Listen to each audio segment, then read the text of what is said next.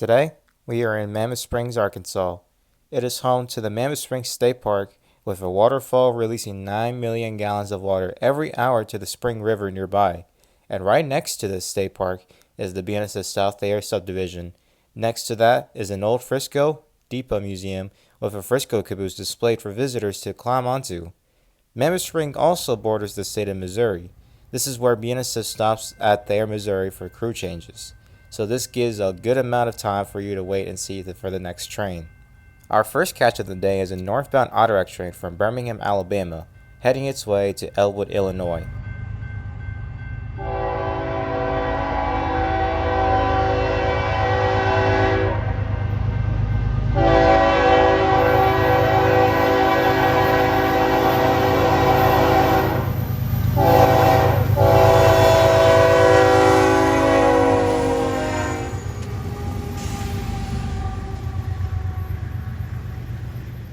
This train would have taken the junction at Terrell, Arkansas to St. Louis, but this train kept going further west to Springfield, Missouri. Then it would head north to Kansas City and head east to Illinois. This train is led by 3 BNSF locomotives at the head end, a BNSF ES44C4, a Dash 9, and another BNSF ES44C4. Autorack trains are fairly common on the BNSF Thayer line because 2 facilities in Memphis and Birmingham are the major distribution centers for newer cars. Some of which will be dropped off in Tennessee while the rest kept going to its final destination.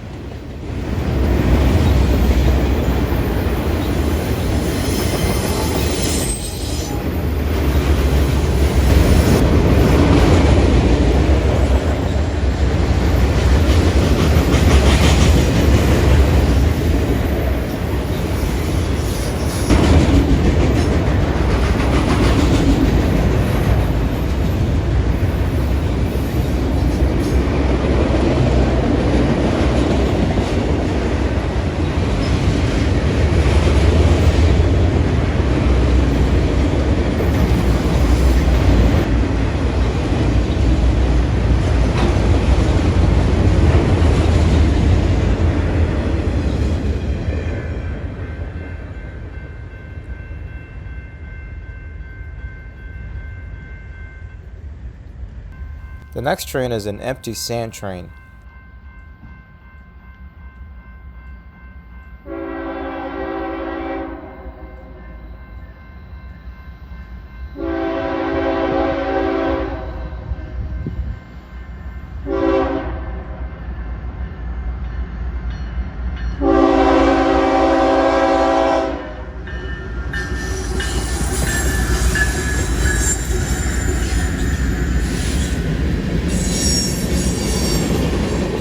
Starting off with foreign power, the head end of this train is a Kansas City Southern ES44AC.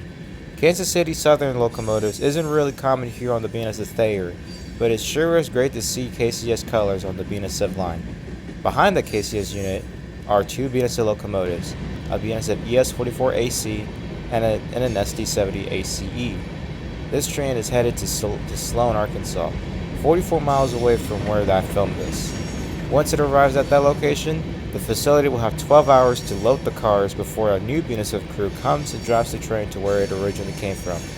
The locomotives stay attached to the cars once they arrive at its destination. The end of the train has a locomotive at the end. Railroad calls them distributed power units, or DPUs for short. This DPU has another Kansas City Southern locomotive, an AC44CW number 4603.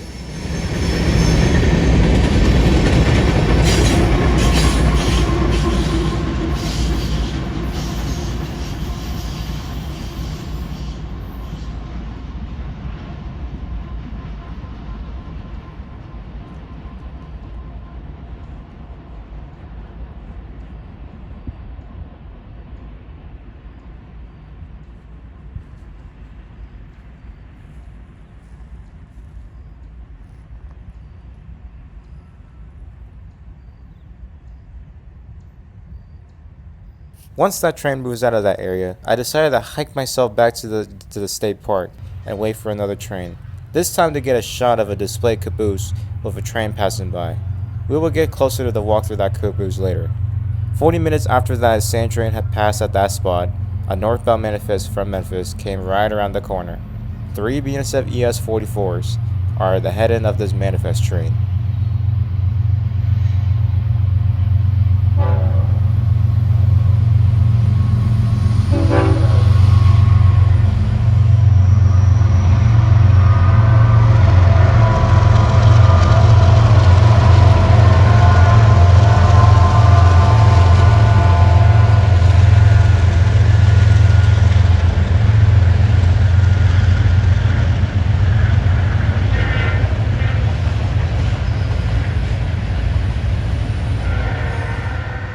Other cars on this manifest train are commonly spotted on this train, usually because of an auto plant located in Kansas City, where they manufacture cars.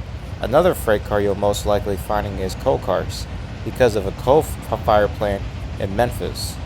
Once they are emptied, it will be sent back to Kansas City where a coal train picks it up and takes it far west to Wyoming, where they will load up the coal.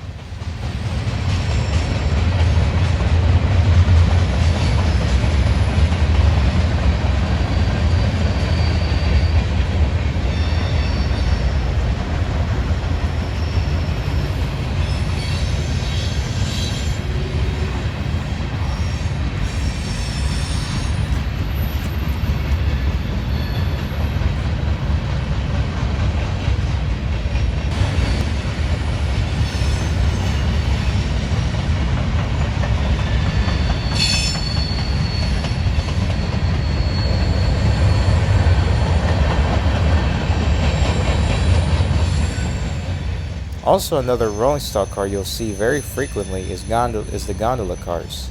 These are empty cars, so they're heading back north to Kansas City to collect more scrappy metal and steel coils.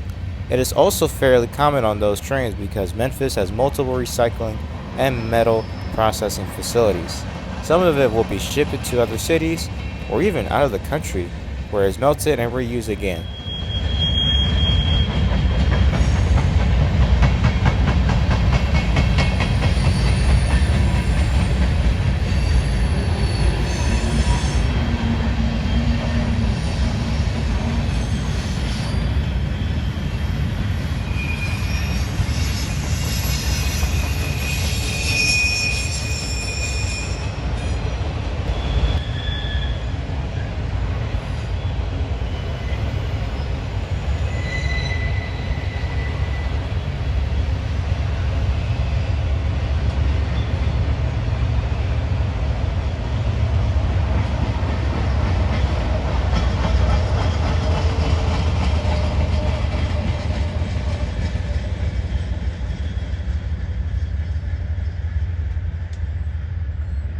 After that train passed through that caboose, I decided to walk through the depot that's now a museum. Unfortunately, I do not have any footage of the inside of the depot, but I do have some footage outside of it. This is what you're going to see at front of the depot. The Mammoth Spring Depot was constructed back in 1886 for the Kansas City, Fort Scott and Memphis Railroad, or KCFS&M as a reporting mark. Later in the 1900s, the St. Louis and San Francisco Railroad, or Frisco, acquired the company and took over the line, continuing its passenger services. Fast forward to the Frisco and the Burlington Northern merger in the 80s. The station was falling apart, until in the 1990s it was restored and used as a museum for visitors to come and see what it looked like back in the day.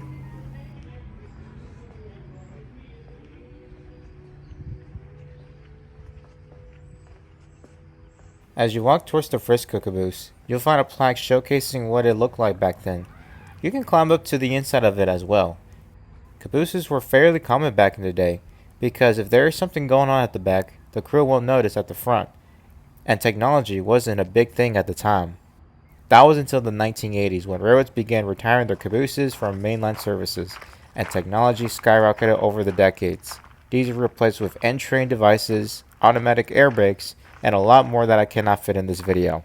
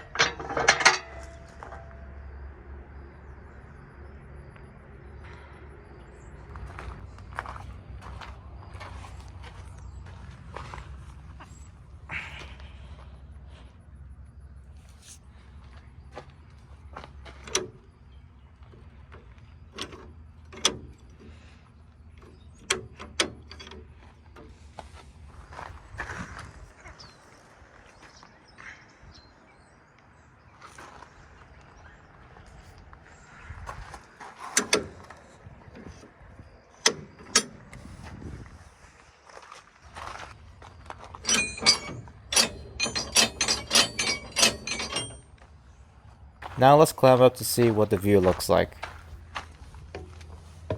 The first thing you'll find is a handbrake, used to apply and release to secure a caboose or a car to keep it from running away.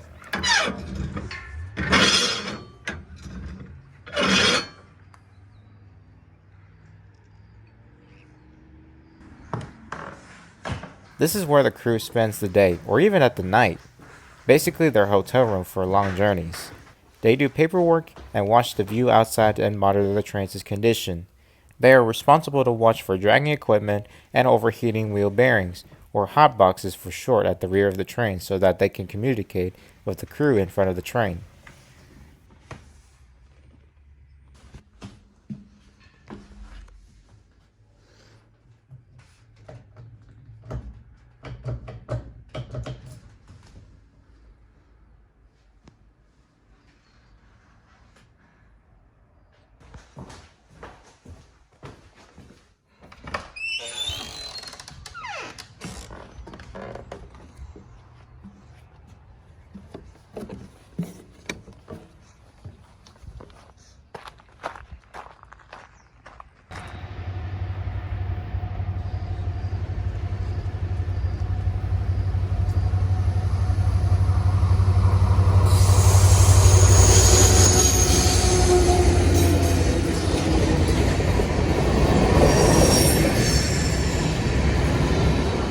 I nearly missed this train as it came right around the corner, and it surprised me. This is an empty coal train from Marston, Missouri. They could have gone back north to St. Louis and taken the route back to Wyoming. However, they have two options.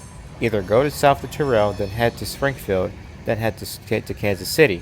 Or go back to the same route where they originally came from. Loaded AECX coal trains usually don't go south to Springfield. Rarely though. Loaded AECX coal trains continue east to Galesburg, Illinois, then head south to St. Louis and through the BNSF River subdivision to Marston, Missouri. Once they are emptied, they can choose the routes as I said before. The leading locomotive that I nearly missed are two BNSF FD70 ACEs, numbers 8531 and 8402.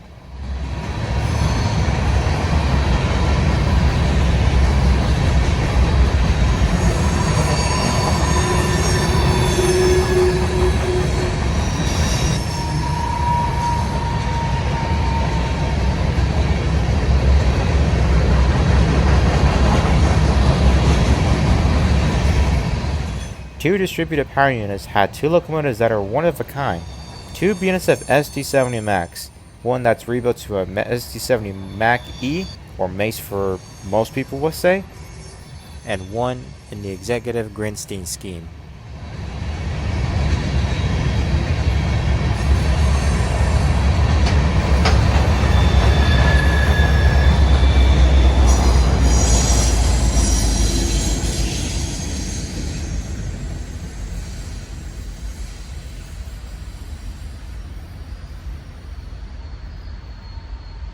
After about an hour of hearing no trains from either direction, I heard a horn from a distance.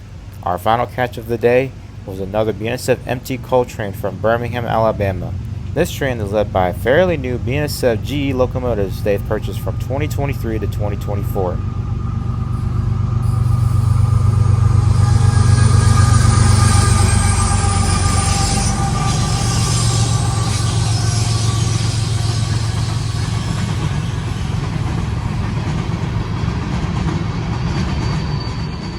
BNSF 3309, the first unit, is an ES44ACH, and BNSF 3627, the second unit, is an ET44ACH.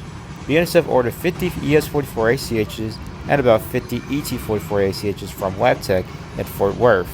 These are fairly working well for loaded coal trains, as these types of trains you'll see on the BNSF Thayer are the heaviest freight trains, especially when they are loaded. These are required to have two locomotives at the head end and 2 to 3 locomotives at the back, or in the middle.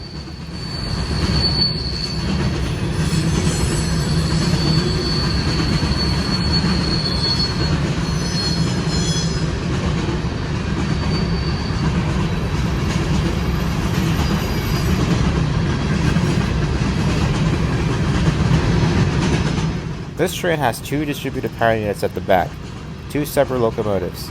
an ES44ACH, and an ET44ACH.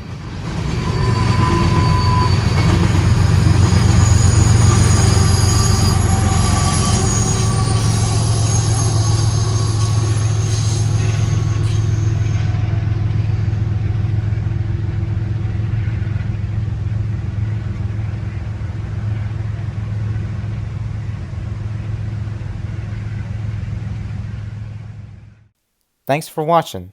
If you enjoyed this video, consider liking this video and subscribe to the channel. I'll see you next time.